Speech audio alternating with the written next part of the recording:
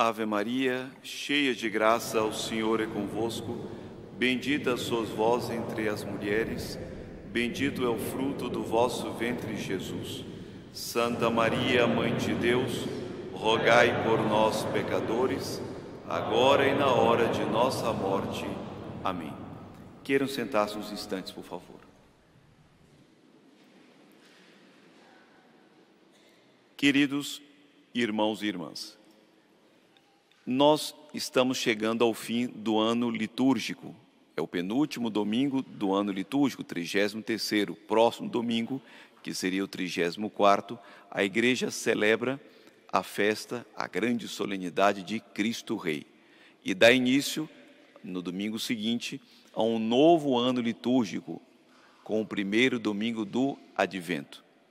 E neste ciclo do ano que nós percorremos, acabamos de percorrer, estamos concluindo esse percurso, através das leituras, a Igreja nos convida a fazer quase que um passeio na história da salvação e também da nossa própria história, desde a criação, o pecado, a redenção, a espera do Messias, a redenção e a nova vinda do Messias. Por isso é que as leituras do final do ano, elas falam muito a respeito do que vai acontecer do Apocalipse, que se diz, leituras apocalípticas, às vezes também se costuma dizer escatológicas, ou seja, que diz respeito às últimas coisas que vão acontecer. E Jesus utiliza, no Evangelho de hoje, que acabamos de escutar, que é o de São Marcos, tem um paralelo em São Lucas e em São Mateus, aquilo que se chama o Evangelho da despedida, porque ele está próximo a iniciar a sua Via Crucis, pouco antes da sua entrada em Jerusalém e o desenvolvimento de toda daquilo que nós celebramos na liturgia como o Tríduo Pascal, a ceia e logo depois a cruz e a ressurreição. Está perto disso. Então ele está se despedindo dos discípulos.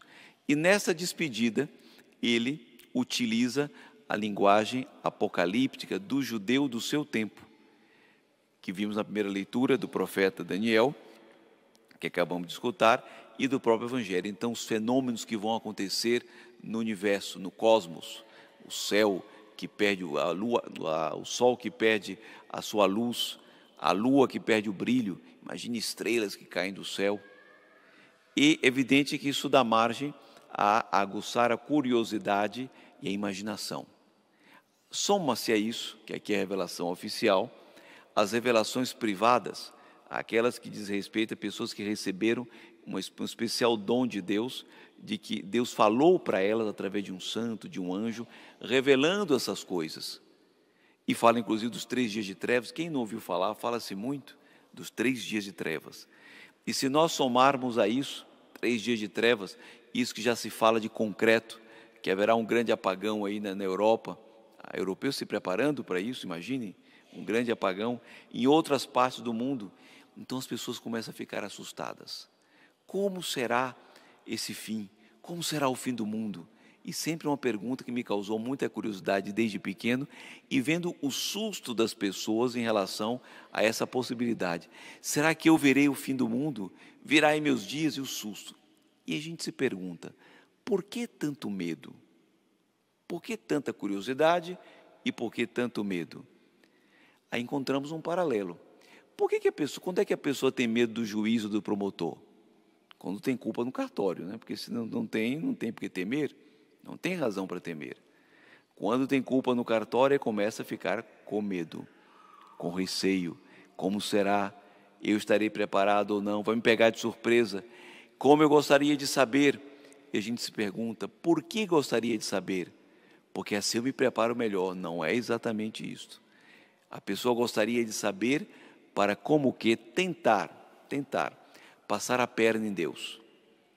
Porque assim eu sabendo o dia, se eu sei que vai ser daqui a 3 dias, por que eu tenho que me converter hoje? Tenho mais 2 dias para viver tranquilamente, porque já sei o dia. E quando chegar no dia, sim, aí eu me preparo, e aí coloco ali o traje de missa, e vou para a missa como um santinho, como uma santinha. Não, vem de surpresa, quando ninguém espera. Essa surpresa é pedagógica. E aí Santo Agostinho, comentando justamente essas leituras, mais especialmente o Evangelho de São Mateus, ele vai dizer: se nós não desprezamos a primeira vinda de Jesus, não temos razão para temer a segunda. Quem não despreza a vinda dele, ele já veio, não tem razão de temer a segunda. E é o que vamos ver aqui na primeira leitura. Leitura do livro de Daniel, uma leitura tipicamente apocalíptica, conforme os judeus costumavam entender o fim dos tempos. E ele fala de Miguel, o grande príncipe, defensor dos sírios do teu povo, porque São Miguel era o anjo protetor do povo de Israel. É o anjo protetor. E será um tempo de angústia. Então ele começa a falar: nunca houve até então, desde começar a existir as nações. E no final, ele vai dar um programa extraordinário, que numa tradução mais livre, que se costuma ouvir com mais frequência, quer dizer o seguinte, mas fácil até de guardar: o irmão que salva o seu irmão, que faz bem ao seu irmão, salva a sua própria alma e brilhará no céu como um sol por toda a eternidade. Este é o programa de vida. Quem faz bem para o próximo, dando bom exemplo, não teme a hora do Senhor voltar, porque ele sabe que está cumprindo com o seu dever. E ele sabe que, como prêmio misericordioso, é verdade, do Senhor, ele vai um dia brilhar no céu como um sol. Por isso que ele não tem medo do apagão, porque ele tem a luz de Cristo em si.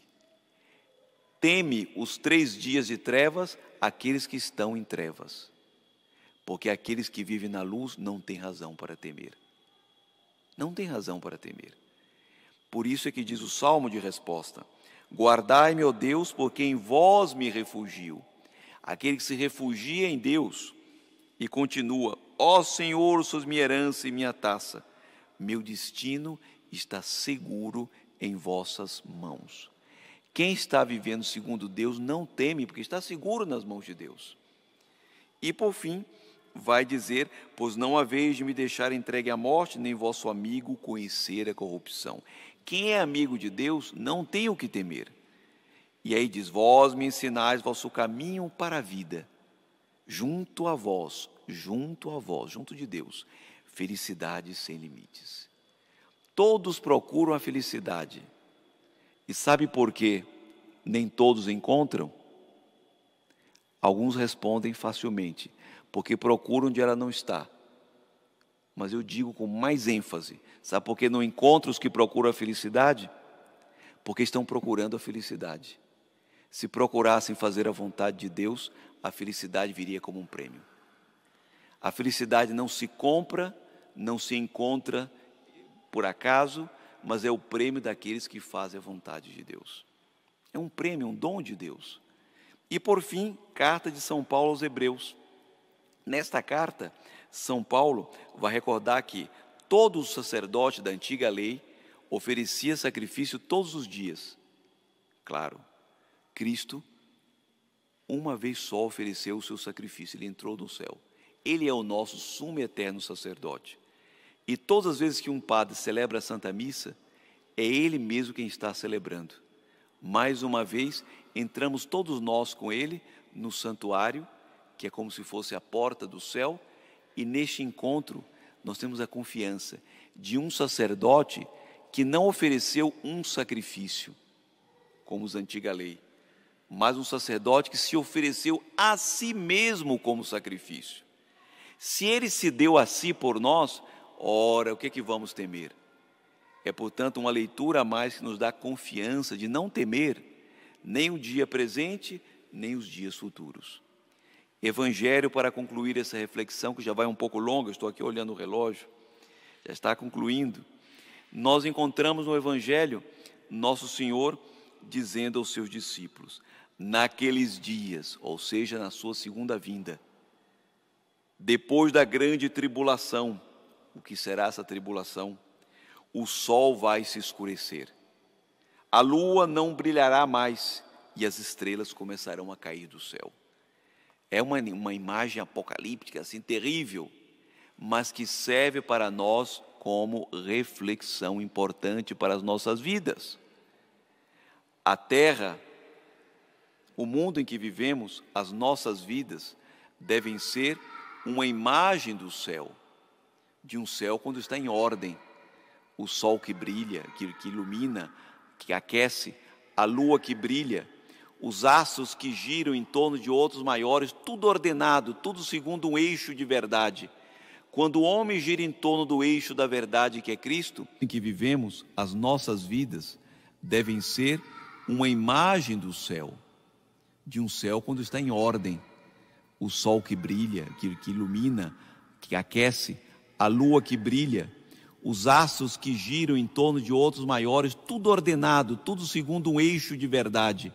Quando o homem gira em torno do eixo da verdade que é Cristo, é semelhante à lua que gira em torno da terra, aos planetas do sistema solar que gira em torno do sol, tudo numa perfeita ordem. Mas quando o homem resolve se fazer de medida de todas as coisas, eu sou a medida de tudo, se estabelece o pior tipo de tirania, que é a tirania do relativismo, em que cada um é a regra de todas as coisas. Eu sou a regra, eu sou a lei. E aí todo o caos se estabelece. E esta imagem é a perfeita imagem de quê? Quando a terra não é imagem do céu, um céu desordenado fica uma espécie de espelho da terra. Sim, está refletindo o que está acontecendo na terra. Essa é a desordem que acontecerá no fim dos tempos. Então, a preocupação nossa não é saber quando serão essas trevas, mas é em procurar sair delas no dia de hoje, porque as trevas já chegaram.